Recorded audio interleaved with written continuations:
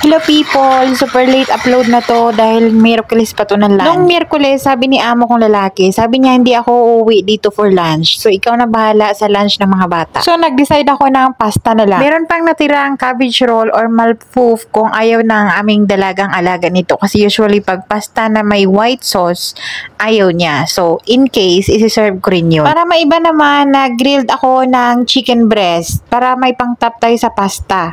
So asin, naglagay ako ng paminta, garlic powder at olive oil at ng kunting paprika. At nag-boil na rin ako ng kunting broccoli. Meron akong nakita sa fridge para hindi masayang, lutuin na natin. Bago ako nagsundo, nagpakulo lang ako nitong pasta. Pinakuluan ko muna tapos minarinate ko yung chicken. Saka na ako nagluto talaga niya nung dumating na. Yun na yung serye nung dumating ako after nagsundo ng mga bata.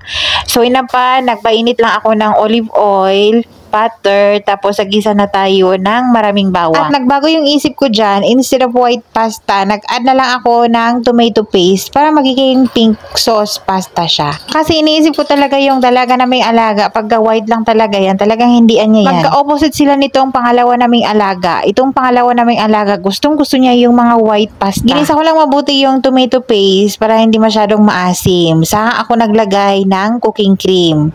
Ito talaga yung gamit ko dito, yung cooking cream, yung Puck brand. Tapos, saka ako naglagay ng mozzarella cheese. Pag gusto kayo sa mozzarella cheese dito.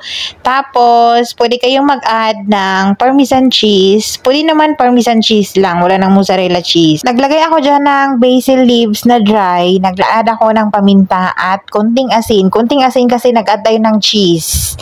Hindi ko lang napakita. Ewan ko ba kung bakit hindi na-on yung camera. Saka ako nilagay yung boiled pasta. O, di ba medyo matigas yung ating boiled pasta dyan kasi nga malamig na yan at nagdikit-dikit na. Pero carry lang yan, nag-ano naman yan siya nung mainit na yung sauce. Kabilang burner naman, nag-boil tayo ng broccoli, tapos nagpainit na tayo ng griller pan para ipag-grill natin itong chicken na minarinate natin kanina. Kung gusto nyo mag-add pa ng maraming tomato paste or tomato pasta, pwede naman. Para pinkish talaga siya. Pero akin ganito lang yan siya. Para cheesy na creamy yung kanyang texture. Masarap to pagka bagong luto, serve agad. Kaya ito yung dahilan kung bakit hindi ko niluto to kanina bago ako nagsundo. Tapos yung ating chicken naman, madali lang naman yan i-grilled pan lang naman yan siya. Pagka ganyan na yung itsura niya, pwedeng-pwede na yan dahil madali lang maluto yung chicken breast. O hindi ko na yan nilagay sa serving dish, iyan na yung sinervan ko, yung nilutuan natin na pan. Pwede yan pang serve na dish.